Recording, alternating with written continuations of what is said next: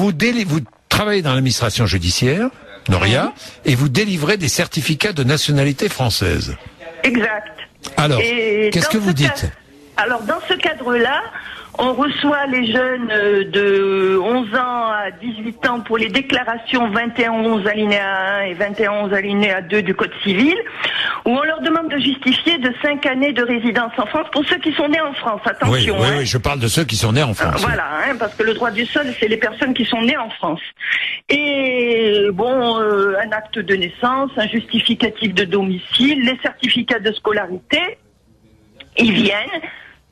Ils signent une déclaration et le tour est joué. Le problème, c'est qu'on s'aperçoit de plus en plus, ce qu'on ne voyait pas avant, des jeunes qui nous disent, mais nous, on prépare un bac pro, etc. C'est quand même, moi, je pensais que c'était un niveau, je suis de l'ancienne école, alors bon, je pensais qu'ils comprenaient ce qu'ils faisaient.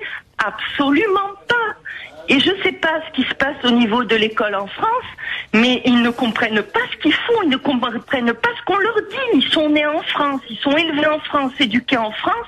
Je suis désolée, mais les anciens, moi mon père venait de sa Kabylie natale, il était gendarme, il se tapait les PV d'affaires criminelles, il parlait le français, il dominait même la langue.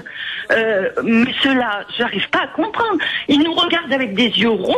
On leur explique bien, mais ce papier, vous vous en séparez pas, parce que c'est un papier que vous devez garder comme la prunelle de vos yeux. Ils reviennent à 18 ans en nous disant, mais je suis pas français, faites-moi les papiers. Heureusement qu'on a un système, un logiciel, qui est un logiciel bloquant, ce qu'on appelle le logiciel NATI, qui n'accepte pas les doublons, parce que quand on enregistre et que la personne a déjà enregistré, ça bloque. Autrement, il nous faudrait faire des bêtises. Ils ne se rendent même pas compte de la valeur de la démarche qui a été faite. Ouais, et moi, ça me sidère. Je n'arrive pas à comprendre que des jeunes qui ont été élevés, mais je ne leur jette pas la pierre. Je m'interroge simplement sur le système éducatif en France. Qu'est-ce qu'on leur apprend? Qu'est-ce qu'on leur apprend? Ils sont français, enfin ils sont français. Ils sont présumés français jusqu'à la démarche qu'ils font, mais ils ne comprennent pas la langue française. Mais est-ce qu'ils vont s'adapter à la vie en France? Ça va faire des gens amers qui ne s'adapteront pas aux difficultés, aux vicissitudes de la vie en France. Et ça va faire des gens qui vont être borderline toute leur vie.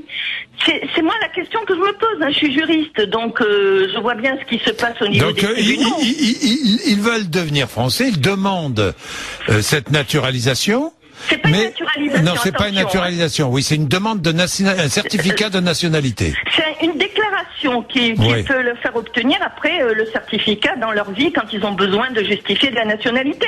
Mais ils ont même plus besoin, on leur facilite énormément les choses. Ils ont même plus...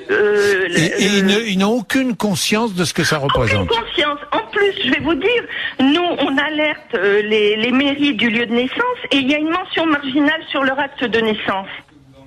Et bien malgré ce, ils viennent après en disant mais je suis pas français, je viens faire pour les démarches pour devenir français.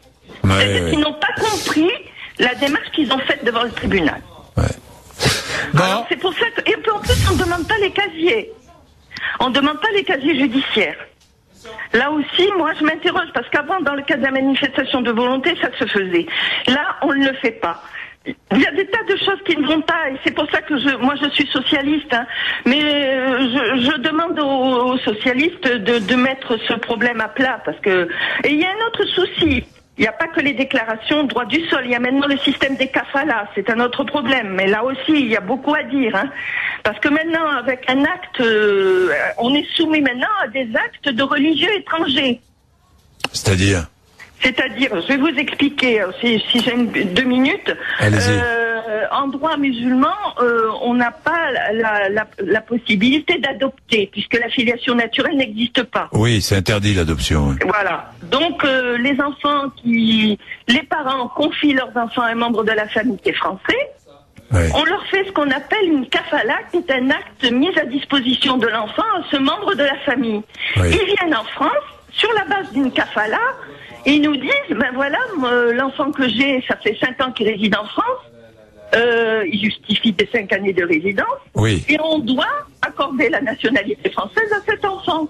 Moi, ça me fait bondir, parce que J'ai l'impression en tant que fonctionnaire d'être soumis à un acte étranger d'un religieux étranger. Pour moi, je suis un fonctionnaire de la République. Je dois me soumettre à une loi, à un décret, à une mesure administrative française. Mais être soumis à un acte religieux étranger, je trouve ça, mais alors, incroyable. Et c'est ce qui se fait actuellement, parce qu'avant, on demandait l'exéquatur à un juge du tribunal de grande instance. Maintenant, on a eu une circulaire qui nous dit non, vous ne demandez plus. L'acte de ce religieux fait foi.